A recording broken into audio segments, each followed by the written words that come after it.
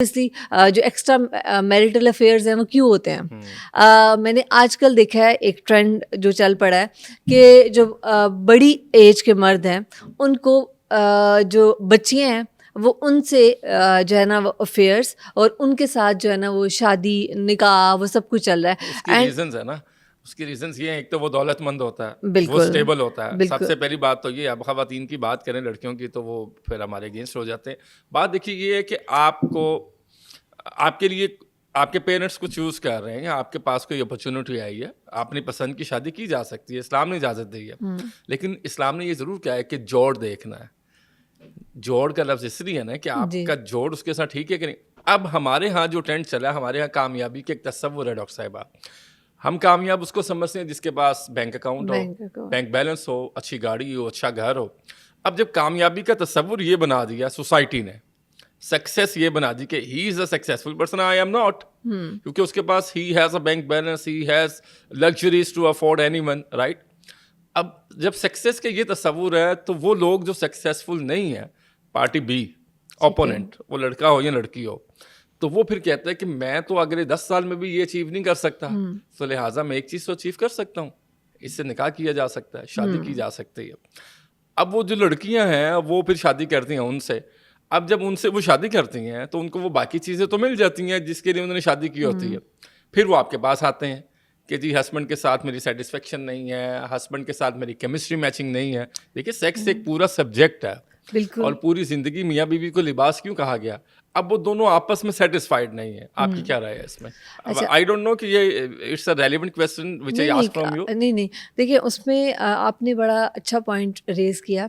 आजकल जो एक नया ट्रेंड चला है ना, लड़कियां भी शादी करना चाहती हैं वो अपनी एज फेलो या फिर अपने से कोई 4-5 साल बड़े आदमी से शादी नहीं करना चाहती।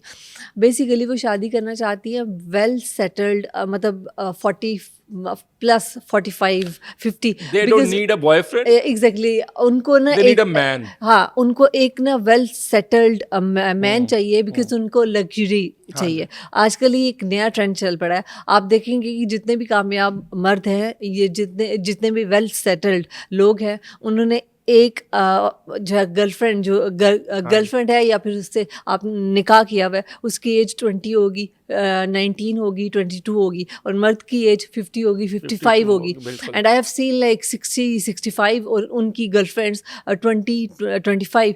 अब वो क्या है कि इसके पीछे जो केमिस्ट्री है या फिर इसके पीछे कि लड़कियां जो है ना, अब उनको वो चाहती हैं कि वो स्ट्रगल ना करें। अगर वो शादी करेंगी एक स्ट्रगलिंग जी लड़के हाँ, से, यही मेरा सवाल। ऑब्वियसली वो स्ट्रगल कर रहा है, ठीक है, उसको वो जॉब जो है वो अगर वो जॉब कर रहा है तो वो वो ऑब्वियसली ब्रांड वो अफोर्ड नहीं कर ब्रांड नहीं सकता, वो अफोर्ड कर आपको डेली सकता, रेस्टोरेंट हाँ नहीं लेके जा रेस्टोरेंट सकता। नहीं लेके जा। अब उसका जो उस क्राइटेरिया, उसको 52 इयर्स में पहुंचने आपने के लिए उसके भी 22 साल साथ चाहिए।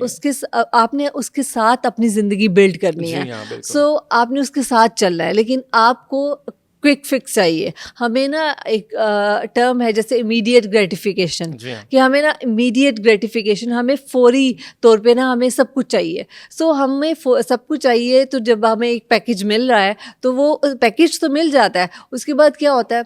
अब एक और चीज़ भी देखी है मैंने सोसाइटी में कि वो पैकेज मिल गया, शादी कर ली, उससे अब 2-3 और बॉयफ्रेंड्स भी रख जी जी लिए। बिल्कुल, ये मैं आपको कहने लगा था, हाँ फिर जी, मैं डर 2-3 गया, और मैंने कहा ये बॉयफ्रेंड्स, बात आप ही करेंगी। हाँ 2-3 बॉयफ्रेंड्स और भी रख लिए, हम्म। जिनसे फ़ोन पे बात करना, जिनके साथ वो फिर डिनर्स पे हाँ जाना, जी बिल्कुल। शॉपिंग पे जाना। जी। अब ये सब कुछ चल रहा है। और वो फॉर द सेफर एंड। बिल्कुल देखिए वो हस्बैंड है, वो उसकी एज ज्यादा है, और वो फिर खुदा न खास्ता जब ये बातें बाहर आती हैं तो डाइवोर्स तक तो पहुंचती हैं। बिल्कुल अगर ये नहीं भी पहुंचते, अब देखिए वो जो हस्बैंड 52 इयर्स का, जिसको 18 साल की दो शीज़ा चाहिए थी जी या 22 साल की लड़की चाहिए थी शादी के लिए, और हो भी जाए, अब इसके एक और साइकोलॉजिकल इशू आ रहा है। वो उस पर शक करता है, वो बहुत अच्छी भी होगी, वो शक ही करता रहेगा। क्यों? एज डिफरेंस ये है, उसको एज ये पता है डिफरेंस कि है। मेरी बीवी तो अभी जवान हो रही है। फिर लीड क्लास में जाएं तो एक्सचेंज, ये भी देखने में आया है। इस बारे में आपका क्या तहकीक है और क्या है? एलीट क्लास में तो बहुत कुछ हो रहा है। एलीट क्लास में तो आप ये समझे कि हम तो इस्लाम से इतना दूर हो गए हैं। एलीट क्लास में तो ये जो एक्सचेंज का है ये तो बहुत कॉमन है। ये होता कॉमन है? कॉमन है, बहुत कॉमन है एलीट क्लास में। और हाँ ये और इसमें क्यों, क्योंकि जो जब पार्टीज़ करते हैं, मैं अब थोड़ा सा ड्रग्स की तरफ आऊँगी। ड्रग्स जो है ना वो आपको मेंटली पैरालाइज कर देती है, ठीक है। जब आप ड्रग्स यूज़ करते हैं, जब आप पार्टीज़ पे जाते हैं, जब आप अपनी गर्लफ्रेंड को लेके जा रहे हैं, अब आपके फ्रेंड्स भी अपनी गर्लफ्रेंड्स को लेके आ रहे हैं, और तो वहाँ पे जो स्विच करना है या जो स्वैप करना है वो फैशन वो हाँ वो फैशन है कि अच्छा। और ये चीज़, इस चीज़ को बुरा नहीं मनाया जाता। उसकी मेन वजह ये है, you are under the influence of drugs. जब आप ड्रग्स ले रहे हैं, फॉर एग्जांपल आपने क्रिस्टल मेथ या फिर आपने कोई पिल पॉप की हुई है, ऑब्वियसली यू आर हाई, आप तो सातवें आसमान पे चढ़े हुए हैं ना, यू डोंट नो कि आप What क्या is कर रहे हैं, happening? What's happening. सो आप वहाँ पे जो है ना ये स्वैप करना, ये बहुत मामूली कॉमन सी है, मामूली सी। और ये हो रहा है, ये सब आप कुछ हो रहा स्वैपिंग में आई हैं तो फिर एक सवाल है। इससे जी रिलेटेड भी हो जाए। होमोसेक्सुअलिटी, जी हम जिन्स परस्ती, मर्द मर्द को पसंद कर रहा है, औरत जी औरत को पसंद कर रही है। अब मैं थोड़ी सी बात आगे बढ़ाता हूँ, गिरा खोलता हूँ। हमारी यूनिवर्सिटीज़ में ये कल्चर आम हो चुका है, एक एथिज्म का, एक लिबरलिज्म का, लिबरलिज्म का, और एक ये कल्चर। ठीक है। तो ये जो दो इज़म है जिनकी तरफ मैंने इशारा किया, आप समझती हैं कि ये इज़म बेस है इस चीज़ के लिए आसानी पैदा कर रहे हैं?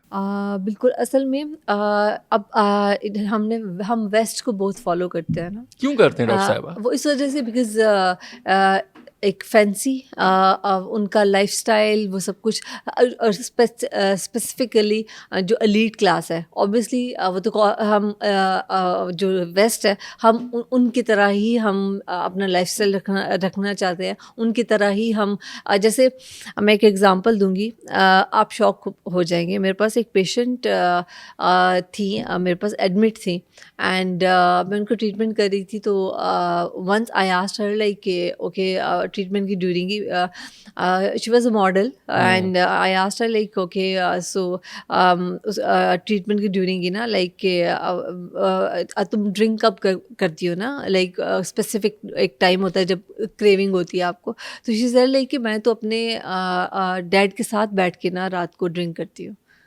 शी इज़ अ गर्ल, तो वो मुझे कह रही है कि मैं अपने फादर के साथ बैठ के ड्रिंक कर रही हूँ, ठीक अच्छा, है। ये कोई फील्ड्स ऐसी हैं, जैसे अभी आपने मॉडल की बात की है, मैंने ये सुना है, तहकीक नहीं है, आप चूंकि डील करते हैं, आपके पास पेशेंट्स आते हैं, जी और सिक्रेसी तो मेंटेन रहनी चाहिए। जी आप किसी स्पेसिफिक का नाम तो नहीं ले नाम रही, जी लेकिन हम उस इश्यू को एड्रेस कर रहे हैं कि हमने इसे अवॉइड कैसे करना है।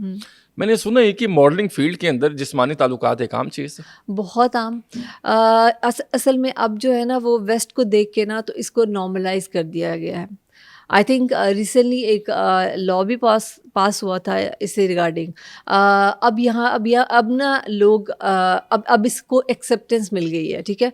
आप पब्लिक में आप खुले आम देखते हैं। आई हैव सीन, आप मॉल्स में जाएं, लड़की लड़की के साथ जो है ना वो हक कर रही है, किस कर रही है, it's open now, people are doing openly, Are you because talking about lesbians, right? या लेस्बियंस, मैं उनकी बात कर रही हूँ। And same goes for the gays, उनका भी culture. यही है कि वो जो है ना आपको खुले आम मॉल्स पे आप देख लें, रेस्टोरेंट्स पे आप देख लें, एक दूसरे को खाना खिला रहे हैं। ऑब्वियसली जब आप ऑब्जर्व करते हैं, आप देखते हैं, तो